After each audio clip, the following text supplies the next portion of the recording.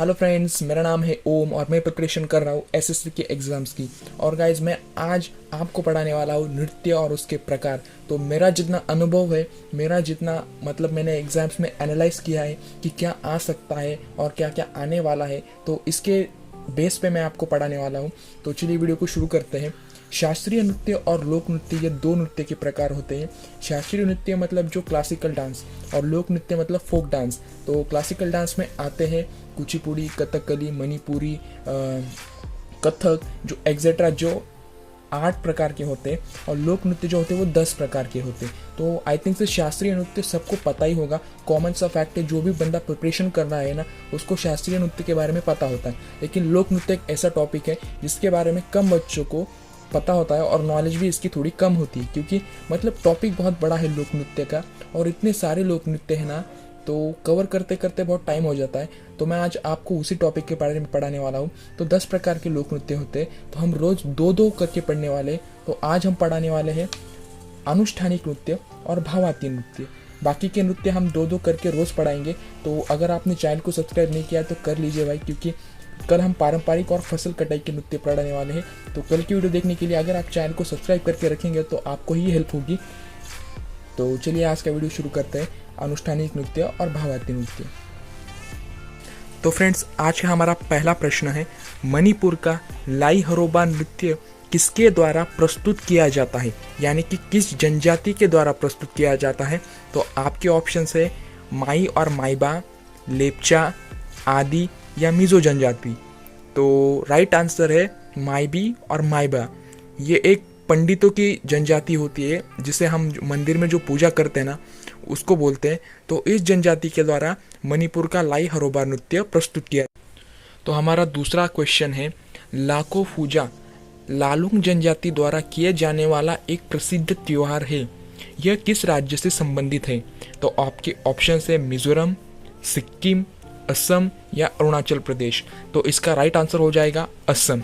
तो असम में ये लाको पूजा नृत्य किया जाता है, और जिस जनजाति द्वारा किया जाता है उसका नाम है लालुंग जनजाति। ये भी आपको याद रखना है, ये इंपॉर्टेंट बनेगा। तीसरा क्वेश्चन है, निम्नलिखित में से कौन सा त्योहार तमिलनाडु से संबंधित है। आपके ऑप्शन है कड़गम, गरवेल्लू, पुक्कावाड़ी और लावाह। तो इसका राइट आंसर है कड़गम। कड़गम ये जो त्यौहार है ना, ये तमिलनाडु में सेलिब्रेट किया जाता है, बहुत ही फेमस है। जो आपका चौथा क्वेश्चन है वो है कावड़ी किससे संबंधित है। तो कावड़ी एक नृत्य है, और वो किस नृत्य प्रकार से संबंधित है ये आपको बताना है। तो आपके ऑप्शन है अनुष्ठानिक नृत्य, भावात्मक नृत्य, फसल कटाई का नृत्य, पारंपरिक नृत्य। थोड़ा आप सोचिए और बताइए। इजी है। हम क्या पढ़ रहे हैं अभी? हम पढ़ रहे हैं अनुष्ठानिक नृत्य और भावात्मक नृत्य। तो ये दो जो होंगे वो कट हो जाएंगे। तो कावड़ी अगर आपने नहीं सुना होगा तो ये भावात्मक नृत्य है। मतलब भावात्मक नृत्य एक होता है जो भावना के प्रति होता है, क्या भगवान को समर्पित होता है, इसे बोलते हैं भावात्मक नृत्य।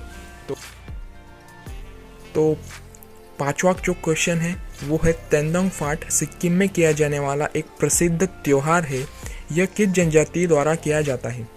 तो आपके ऑप्शन है लेप्चा, सेकेंड है लालुंग, थर्ड है संताल और फोर्थ है नॉन ऑफ द अबव। अगर आपको जनजातियों के बारे में कुछ आइडिया नहीं है तो आप मुझे कमेंट में बताइए। मैं आपको जनजाति के बारे में भी एक वीडियो बना दूंगा, जिससे कि आपको एग्जाम में कोई दिक्कत नहीं होने वाली है। तो इसका राइट आंसर है लेप्चा। जो लेप्चा है वो जनजाति के द्वारा तेंदोंग फाट सिक्किम में किया जाता है, और ये लेप्चा जनजाति के द्वारा किया जाता है। तो जो आपका 6th क्वेश्चन है वो है, भक्ता कहाँ का लोक नृत्य है। तो आपके ऑप्शन है उड़ीसा एवं झारखंड, सेकंड है उड़ीसा, थर्ड है झारखंड, फोर्थ है मणिपुर। तो इसका राइट आंसर हो जाएगा उड़ीसा एवं झारखंड। उड़ीसा और झारखंड दोनों स्टेट्स में भक्ता ये लोक नृत्य किया जाता है। तो आपका 7वां जो क्वेश्चन है वो है, अरीबा पाल किस राज्य का अनुष्ठानिक नृत्य है। तो आपके ऑप्शन है Manipur, Mizoram, both first and second, मतलब फर्स्ट और सेकेंड दोनों में, नन ऑफ द अबव मतलब किसी में नहीं। तो आपका राइट ऑप्शन है मणिपुर। तो मणिपुर में है ना, जो अरीबा पाल है ना, वो अनुष्ठानिक नृत्य है। अनुष्ठान में किया जाने वाला नृत्य उसे बोलते हैं अनुष्ठानिक नृत्य। तो मणिपुर में ये अरीबा पाल किया जाता है। आपका 8वां क्वेश्चन है, संथाल जनजाति निम्नलिखित में से कौन सा नृत्य करती है? जो संथाल एक जनजाति है, तो उस जनजाति द्वारा किया जाने वाला नृत्य कौन सा है? तो गरबा, धंगर या माईवी। तो अगर आपको इसका ऑप्शन नहीं पता तो ऑप्शन एलिमिनेशन कीजिए। तो देखिए झिका दोसा, आपको पता है क्या इसका? नहीं ना, तो सीधा गरबा पे शिफ्ट हो जाइए। गरबा कहाँ का है? गुजरात का। क्या गुजरात में संथाल जनजाति आती है? तो नहीं। धंगर कहाँ का है? गोवा या सौराष्ट्र का। तो गोवा या सौराष्ट्र में संथाल जनजाति आती है? नहीं, तो कट कीजिए। माईवी कहाँ का है? मणिपुर का। तो माईवी मणिपुर में संथाल जनजाति आती है? तो नहीं, तो कट कीजिए। तो ऑप्शन क्या बचा? झिका दसो। तो यही आपका राइट आंसर हो जाएगा। तो आपका 9वां क्वेश्चन है, अरुणाचल प्रदेश की आदि जनजाति निम्नलिखित में से कौन सा नृत्य सादर करती है? जो अरुणाचल प्रदेश है उसमें एक आदि जनजाति रहती है, तो वो इनमें से कौन सा नृत्य सादर करती है? तो आपका ऑप्शन है चेराव, सेकंड है पोपीर, थर्ड है तिरियात्तम, फोर्थ है अरिबापाल। तो हमने अभी देखा कि अरुणाचल प्रदेश में जो आदि जनजाति है वो सादर करती है पोपीर डांस, पोपीर नृत्य। तो आपका लास्ट क्वेश्चन है जो 10th क्वेश्चन, वो तिरियात्तम किस राज्य का अनुष्ठानिक नृत्य है?